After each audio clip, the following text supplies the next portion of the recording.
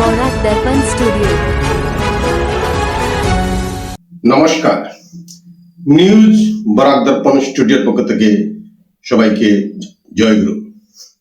প্রথমে ইষ্টপ্রাণ দাদা ও মায়েদেরকে আমার আনন্দিত প্রীতি ও শুভেচ্ছা।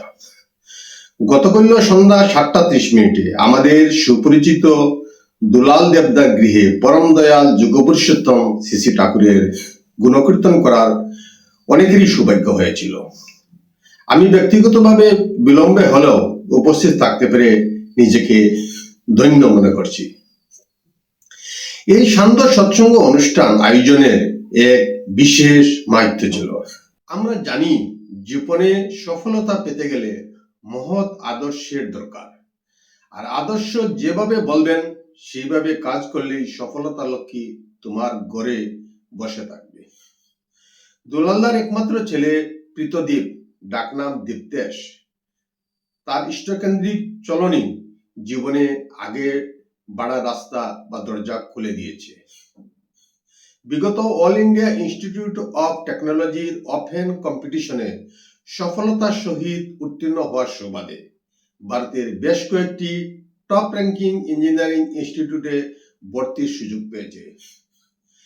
তাই সিদ্ধান্ত নেওয়ার জন্য দেওঘর ঠাকুরবাড়ি চলে যায় এবং পরম পূজনীয় শ্রী শ্রী আচার্যদেবকে নিবেদন করার সাথে সাথে উনি নির্দেশ দিয়েছেন এমটেক করবে গৌহাটি ইন্ডিয়ান ইনস্টিটিউট অফ টেকনোলজিতে রোবোটিক অ্যান্ড আর্টিফিশিয়াল ইন্টেলিজেন্সের উপর।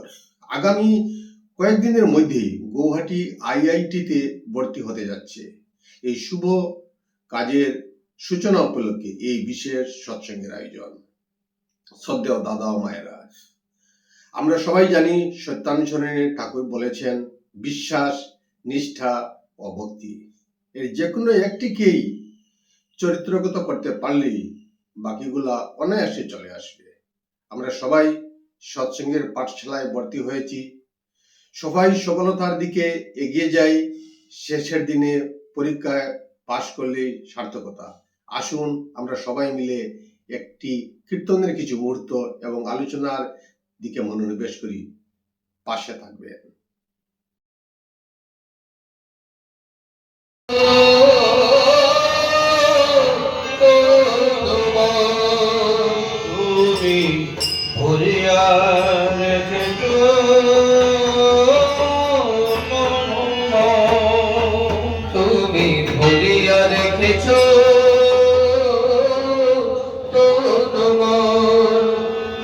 তুমি যারা তাই কেহ নাই, ওগো তুমি ছাড়া তাই কেহ নাই, তোমারে করি আরাধন, তোমারে করি আরাধন, তুমি করিয়া রেখেছো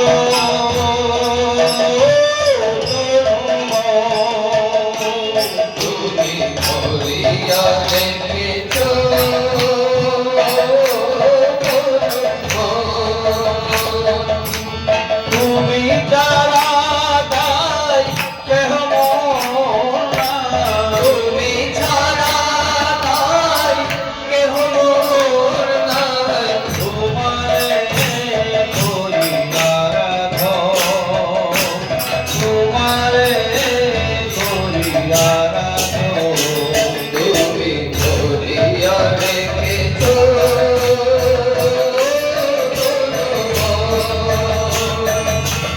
তোমারি ছবি লাগে অম্বরে, তোমারই ছবি লাগে অম্বরে, নাম জপে প্রতিদিন শুনে, নাম জপে প্রতিদিন শুনে, নাম জপে প্রতিদিন শুনে, নাম জপে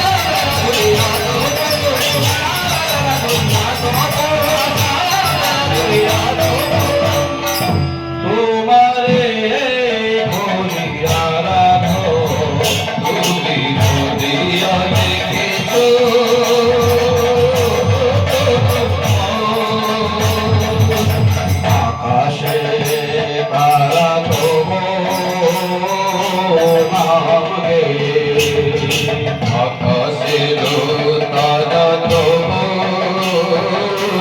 নাম গে আকাশের তারা তবু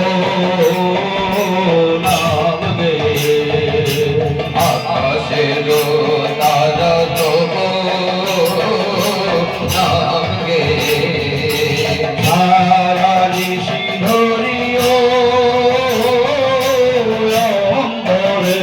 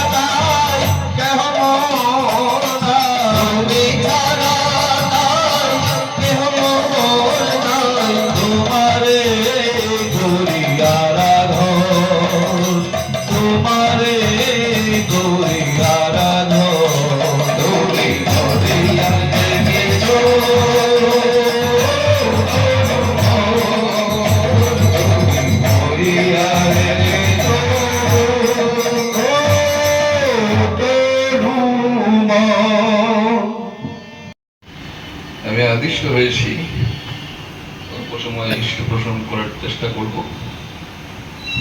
একটা ব্যাপার হয়েছে, আমাদের দুলালদার ছেলে, কি নাম ছিল, প্রীতিদীপ নাকি? হ্যাঁ? কি? ওই দিন দেখলাম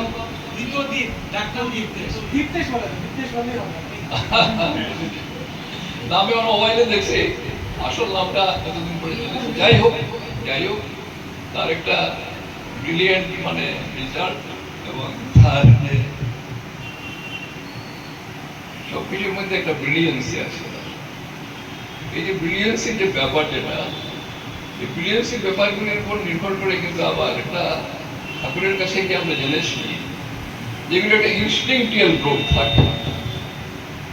ইনস্টিংক্টিয়াল গ্রোথ বলতেন ঠাকুর, সেই শব্দটা ইউজ করেছেন, যার মধ্য দিয়ে হয় কি,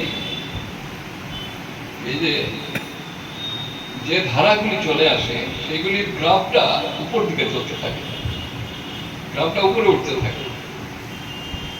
ঠাকুরের কাছে গিয়ে আমরা এই জিনিসগুলি ভালো করে পুঙ্খানুপুঙ্খভাবে বুঝবার চেষ্টা করেছি। ঠাকুরের বিভিন্ন জায়গায় যেসব কথাবার্তা, আলাপ আলোচনা, অনেক ভক্তদের মুখে শোনা অনেক কথা, এগুলির মধ্য দিয়ে আইডল সেন্ট্রিক চলন, যেটা আইডল সেন্ট্রিক চলনটা ইনস্টিংক্টিয়াল যে ইয়েটা নিয়ে আসে, সেটাকে আরো বিশেষভাবে সাপোর্ট করতে থাকে। এই সাপোর্টের মধ্য দিয়ে কি হয়, জীবন চলনার যে গতি প্রকৃতি, সেগুলি উপর দিকে খুব ত্বরান্বিত ভাবে অগ্রসর হতে থাকে। ঠাকুরের একটা বাণী আছে সম্পর্কে, বাণীটা অবশ্যই ইংরেজি বাণী, যে when idol is weak in a man, he is agile, more faculties grown within him. আরো বলছেন যে they are tactful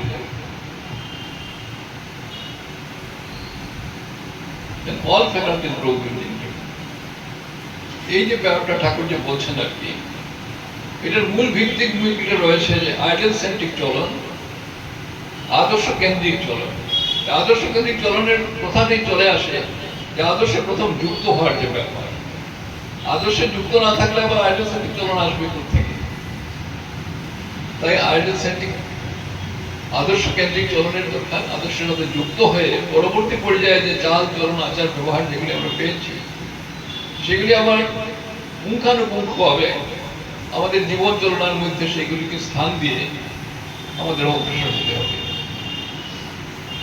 এই জন্য ঠাকুর আবার এটার ব্যাপারে আবার ঠাকুর ম্যারেজ সিস্টেম ইউনিক সায়েন্সের উপর জোর দিয়েছেন। আমরা যে ক্রম বিবর্তন, ক্রম উন্নয়ন যে আমরা আকাঙ্ক্ষা করছি আমাদের পরিবারের মধ্যে, এটার মূলে আবার রয়েছে ম্যারেজ সিস্টেমের ইউনিক সায়েন্সের কথা, বিবাহ এবং প্রজনন বিজ্ঞানের ধারাগুলির কথা আবার ঠাকুর ওইখানেও জোর দিয়েছেন। তো এই সব কিছু সমন্বয়ে কিন্তু আমাদের চলনা, বিশেষ করে আজকে থেকে ধরেন অন্তত 50 বছর আগে যারা ঠাকুরের সাথে দীক্ষিত হয়েছিলেন, আরো আগে দীক্ষিত হয়েছেন, আমাদের পূর্ববর্তী যারা দেখেছি অনেক, এখন যেভাবে আমাদের পরিবারের গার্জিয়ানরা তাদের পরবর্তী প্রজন্মকে নিয়ে ঠাকুরের চরণে যাচ্ছেন, বা ঠাকুরের আদর্শ কেন্দ্রিক চলনে একটা অনুপ্রেরণা তাদের ভিতরে জাগানোর চেষ্টা হচ্ছে। আগে কিন্তু পরবর্তী প্রজন্মকে সেইভাবে নিয়ে এত ছিল না, অনেক উদাহরণ আছে, তাই ওকে সব কথায় যাচ্ছি না। কিন্তু বর্তমান সময়ে আমরা ঠাকুরের দয়ায় এই বোধটা প্রত্যেকটা পরিবারের গার্জিয়ানদের মধ্যে জাগরিত হয়েছে যে আমাদের পরবর্তী প্রজন্মকে ঠাকুর মুখী করে তুলতে হবে যথার্থভাবে। আর ঠাকুরের কথাও আছে কোনো জায়গায়, সবাই জানেন আপনারা, তোমার পরবর্তী যারা রয়েছে তারা যদি আমার চরণে যদি অভ্যস্ত না হয়, তাহলে কিন্তু আমাকে তোমরা সব সকালে, এটা গুরুত্বপূর্ণ কথা ঠাকুরের। এখন এই কথাগুলি খুব সুন্দরভাবে সবাই কিন্তু এগুলি অনুধাবন করে সেইভাবে এগিয়ে চলার চেষ্টা করছে। খালি গার্জিয়ানরা নয়, আমরা দেখতে পাচ্ছি সন্তান সন্ততি ছোট বড় সবাইকে নিয়েই আমরা ঠাকুরের আদেশ যেগুলি রয়েছে সে আদেশগুলি পরিপালনের জন্য পরিবারের সবাই মিলে কিন্তু আমরা এগিয়ে যাওয়ার চেষ্টা করছি। এই যে সবাই মিলে চলার পরিপ্রেক্ষিতে কি হচ্ছে, একটা ব্যালেন্সিং ফ্যাক্টর তৈরি হচ্ছে পরিবারগুলো মনের মধ্যে। এই ব্যালেন্সিং ফ্যাক্টরের পরিপ্রেক্ষিতে কি হচ্ছে, নেক্সট জেনারেশনগুলি মানে ইলাইট টাইপ হয়েছে, তাদের ভিতরে জ্ঞান, মেধা, চাল চলন, আচার ব্যবহার এগুলোর মধ্যে নিয়ন্ত্রিত একটা ভাব সৃষ্টি হতে চলেছে। আমার মনে পড়ে যে 1970 সাল তখন ডক্টর প্রফুল্ল বড়ুয়া এবং ডক্টর ইন্দ্রেশ্বর দত্ত, আসামের দুইজন কৃতি মানুষ এবং তারা ঠাকুরের ভক্ত অসমিয়া মানুষ, তাদের সঙ্গে আমার দেখা হয়েছিল দুলিয়াজানে। তখন দেখা হওয়ার পরে দুইজনের যে চেহারা, বিশেষ করে ডক্টর প্রফুল্ল বড়ুয়ার চেহারা, ইন্দ্রেশ্বর দত্ত তারা দুইজন বের হয়েছিলেন গোয়ার ডিব্রুগড়ে, তখন মন্দির হয় নাই, ডিব্রুগড় মন্দির তৈরির জন্য অর্থ সংগ্রহ করে এসেছেন। আমরা দুলিয়াজানে ছিলাম, ওরা ডিব্রুগড়ে ছিল। তো একদিন আসছেন, আমার বয়স তখন কম, এসে বলছেন যে আমরা গুরুর আদেশ পালন করার জন্য, গুরুর একটা আশ্রম তৈরি করার জন্য আমরা দাঁড়ে দাঁড়ে ঘুরে ফিরেছি, আমরা এসেছি, যার যা সাধ্য এই অর্থ যোগান দিয়ে সবাই যাতে আমরা ধন্য হতে পারি। তার পরবর্তী পর্যায়ে তখন তারা ডিব্রুগড় মেডিকেল কলেজের বড় বড় পোস্টে চাকরিতে আছেন এবং ডাক্তার ইন্দ্রেশ্বর দাদা বলছেন আরো একদিন কথাবার্তার মধ্যে যে আমরা দুজনকেই এমবিবিএস করার পরে আমরা দুজনকে ঠাকুর আদেশ করলেন তোরা ইংল্যান্ডে যা, গিয়ে সেইখানে ইংল্যান্ডে তখন এমআরসিপি প্রথম, এফআরসিএস না, বললেন এমআরসিপি করে, তোরা গিয়ে এমআরসিপি করে চলে আসলেন। করে আসার পরে ঠাকুরকে বলছেন ঠাকুর আমরা তো পাশ করে চলে আসলাম, কিন্তু আমাদের তো কিভাবে আমরা এই যে ঔষধ পত্র এগুলি প্রয়োগ করবো, রোগী দেখবো, এগুলি সম্পর্কে তো আমাদের কোনো নলেজই হয়নি, আমরা পড়ে চলে আসছি। তো ঠাকুর একজনকে বললেন তুমি চলে যাও ডিব্রুগড় মেডিকেল কলেজে, এমআরসিপি করার পরে বলছেন তুমি এমডি করো। আর ইন্দ্রেশ্বর দত্তকে ঠাকুর বলছেন তুমি এডেনবরায় চলে যাও, ওইখানে গিয়ে সাইক্রেটিকে তুমি ইয়ে করো, এডেনবরা। তো এখান থেকে তারা সেটাও পাশ করে চলে আসলেন, উনি এমডি করে চলে আসলেন। ঠাকুরকে এসে বলছেন শিক্ষা তো নিয়ে নিয়েছি ঠাকুর, কিন্তু তো বুঝতে পারছি না কি করে কি করতে হবে। তখন ইন্দ্রেশ্বর দত্ত তো সাইক্রেটিকের ডাক্তার, তখন উনি বলছেন ঠাকুর তাকে বুঝিয়ে দিচ্ছেন যে প্রথম রুগীকে কিরকম দেখতে হবে, ঠাকুর বুঝাচ্ছেন সেগুলি, রুগী কিরকম দেখা হবে। রুগীকে দেখে ঠাকুর বলছেন যে প্রথম তার ইনস্টিংক্টিয়াল যে বেসিক যেটা রয়েছে সেটা তো বিচার করতে হবে, ইন্দ্রেশ্বর দত্তকে বলছেন। আর না হলে সাইক্রেটিকের রোগের তুমি ট্রিটমেন্ট করতে পারবে না, আরো বুঝিয়ে দিচ্ছেন সব। ডাক্তার ইয়ে বড়ুয়াকেও বলছেন, প্রফুল্ল বড়ুয়াকে, যে তুমি সবসময় তোমার শঙ্করদেবের একটা নাম ঘোষা সাথে রাখবে, নাম ঘোষা বই একটা আছে, বড় বই এটা সাথে রাখবে। পরে পরবর্তীকালে এখানে ট্রান্সফার হয়ে প্রিন্সিপাল হয়ে আসলেন, আমিও ট্রান্সফার হয়ে আসলাম, ওনার সাথে দেখা হলো, গেলাম। তো মেডিকেল কলেজে উনি বের করেছেন ওনার ড্রয়ার থেকে, টেবিলে রুগী দেখছেন আর ড্রয়ার থেকে বের করেছেন নাম ঘোষা। একজন বয়স্ক লোক এসে এই শিলচর মেডিকেল কলেজে ডাক্তারের কাছে ট্রিটমেন্ট নিচ্ছে, ট্রিটমেন্ট নেওয়ার পরে প্রেসক্রিপশন লিখেছেন, লিখে উনি ওইখান থেকে ওই বইটা বের করে ওনাকে কয়েকটা শ্লোক বলে বলে দিচ্ছেন যে বৃদ্ধ বয়সে কিভাবে চলতে হবে, কিরকম খাওয়া দাওয়া করতে হবে, এগুলো বুঝাচ্ছে না। হ্যাঁ, আর ইন্দ্রেশ্বর দত্ত তাকে বলছেন দেখো এই যে রোগী যারা সাইক্রেটিক তাদের একটা ইনস্টিংক্টিয়াল গ্রোথ থাকে, সেটাকে বিচার করে নিতে হবে। দুইটা সিস্টেম আছে যে তার সে এই অসুখটা কিছু রোগ আছে, কিছু আছে এটা ভালো হয়, কিছু আছে ভালো হয় না। কাজে যাদের ভালো হয় তুমি ভালো করে বিচার করে তাদের সেইভাবে তুমি ট্রিটমেন্ট আরম্ভ করতে হবে। আর কিছু কিছু আছে সারা জীবন এখনো দেখা যায় রাস্তাঘাটে অনেক সাইক্রেটিক আছে, তারা ঘুরে বেড়াচ্ছে ঔষধপত্রের কাজ। এই যে ঠাকুর সব জিনিসগুলি সম্পর্কে পুঙ্খানুপুঙ্খ যে আমাদের বিধান দিয়েছেন, এটা একমাত্র যুগ পুরুষোত্তমের কাছে আমরা পেতে পারি।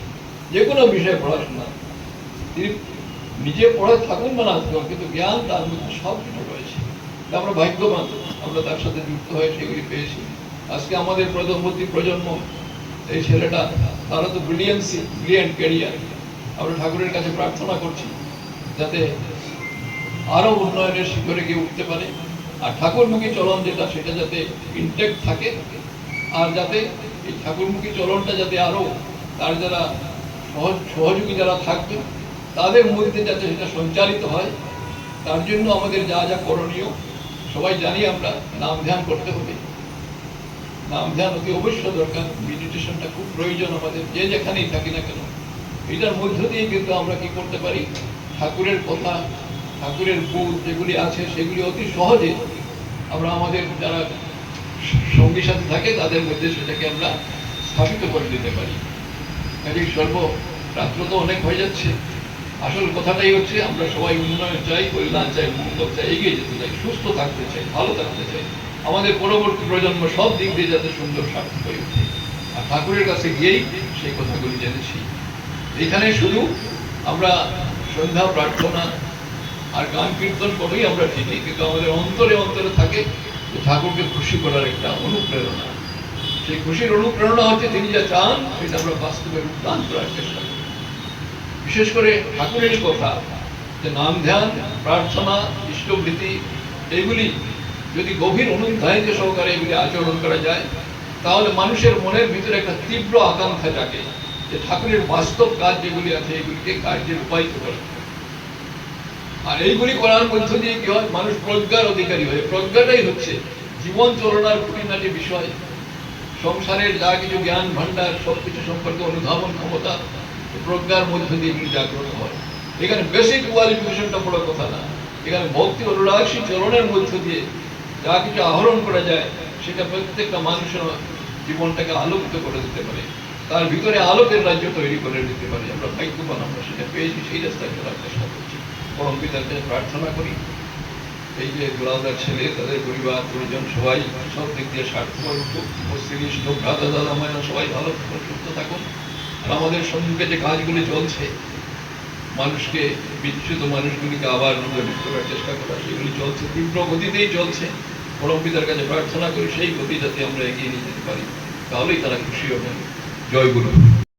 গোবিন্দ গোবিন্দ বল রে, জয় রাধে রাধে, কৃষ্ণ কৃষ্ণ গোবিন্দ গোবিন্দ বল রে, জয় রাধে রাধে, কৃষ্ণ কৃষ্ণ গোবিন্দ গোবিন্দ বল রে, জয় রাধে রাধে, কৃষ্ণ কৃষ্ণ গোবিন্দ গোবিন্দ বল রে, রাধে গোবিন্দ গোবিন্দ গোবিন্দ গোবিন্দ গোবিন্দ গোবিন্দ গোবিন্দ গোবিন্দ বলে সদা ঠাকুরে রাধে, গোবিন্দ গোবিন্দ গোবিন্দ গোবিন্দ বলে সদা ঠাকুরে, জয় রাধে রাধে, কৃষ্ণ কৃষ্ণ গোবিন্দ গোবিন্দ বল রে, জয় রাধে রাধে, কৃষ্ণ কৃষ্ণ গোবিন্দ গোবিন্দ বল রে, চালরে মনে গোপট চাতুরি বধনে বল হরি হরি, চালরে মনে গোপট চাতুরি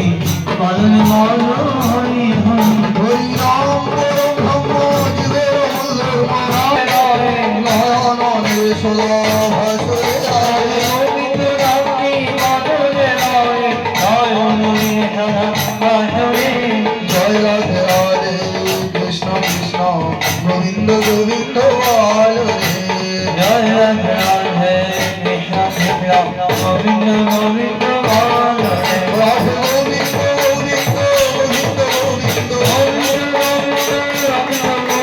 গোবিন্দ বলে সদা ঠাকুরে রাধে,